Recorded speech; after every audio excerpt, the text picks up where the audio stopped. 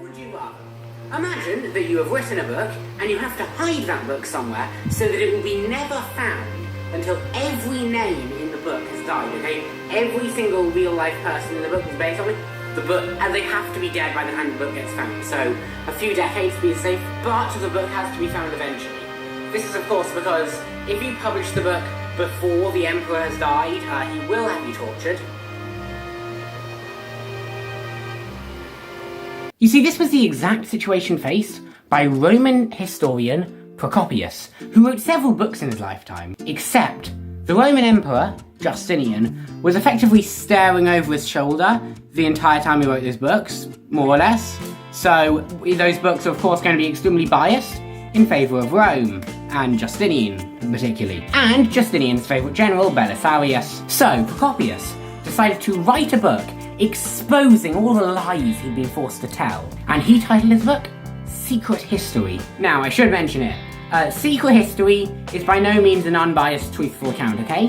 The book is just as biased for Procopius' original books, but it is biased in the other direction. It accuses Emperor Justinian of being possessed by a demon. It's not nice to Justinian, it just tells a lot of lies about him. I mean, there are some things that are most likely true. Actually, in the 1600s, when they translated the book into English, they had to censor out some of the paragraphs because the accusations made in those paragraphs were just so scandalous that they just could not be around in Stuart England. Before we move on to Secret History, I just want to emphasise how biased these books are, the first few books were. On his book about the invasion of Italy, between these two pages, Procopius, okay, writes a story about how Belisarius takes an army to try to save Rome, which is under siege. But I should say, I still recommend you read these pages, because they're so good and they play with your emotions.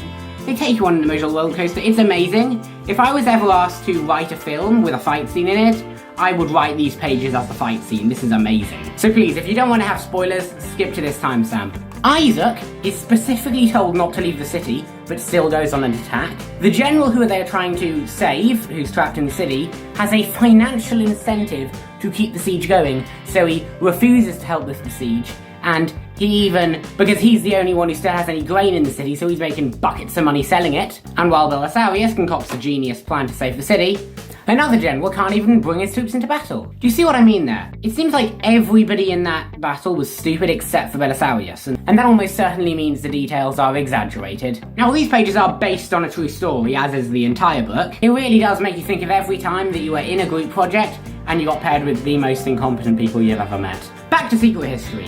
An encyclopedia was published in the 900s AD with like 30,000 entries in it, and one of those entries was about Procopius.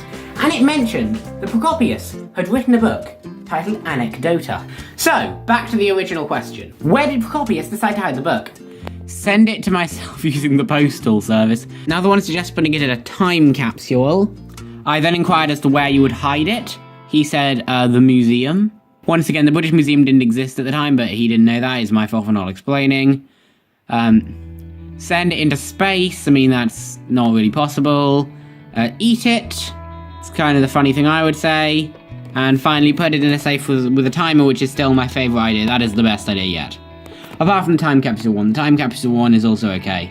The only other good guess I've ever gotten is when I spoke to somebody, hey, if you had to hide this history book somewhere, where would you hide it? And she immediately just looked me in the eyes and within multiple seconds just said, the archives. She got it right. I'm sorry, but how genius do you have to be?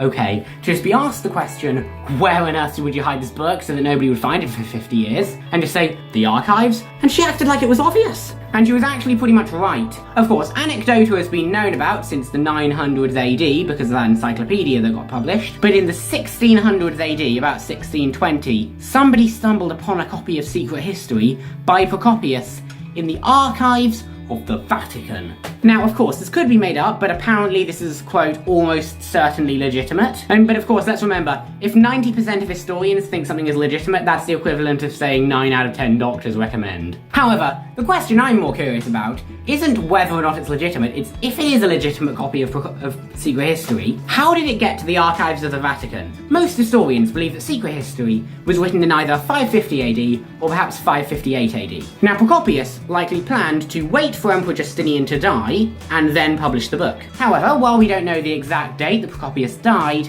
we do know that he almost certainly did not outlive Justinian. So that begs the question, how did the book get from the top drawer of Procopius's desk to the Vatican archives? Maybe when he realised he wasn't going to outlive the emperor, he decided just to run it to Italy quickly. We don't really know much about his later life. Although evidence suggests that he did have a bunch of friends who didn't really like Emperor Justinian, so perhaps they ran it over. Although an encyclopedia published in the 900s AD, right? 960 something I think, knew about the book. It didn't contain a copy of the book or know what's in it, but it said that Procopius had written a book titled Anecdota, which is the other title for Secret History. The only reason we ever knew about Secret History was because of that encyclopedia until the book was uncovered. So how on earth did the knowledge of the book survive till the 900s when no other evidence it survives?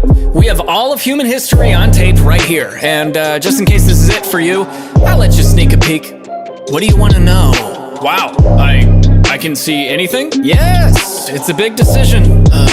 Buddy, if I was asked that question, then I would like to know the backstory of Secret History. How did it get there? There was an interesting story that I am missing. I mean, not actually. I would like to know what happened to Secret History and how it got there. No, but if I was actually asked this question, I would just want to know how the universe was created, or just I witnessed the creation of the universe, the first moments in time, the very beginning of time, because in reality, humans don't know what happened at the start of time, and I would like to know. So that is the story of Secret History, or rather, the story that I would like to know. Please tell me. I swear to God, if there are any historians in the comments who have more information than I do, and there actually is surviving primary sources, please tell me, where did Secret History come from?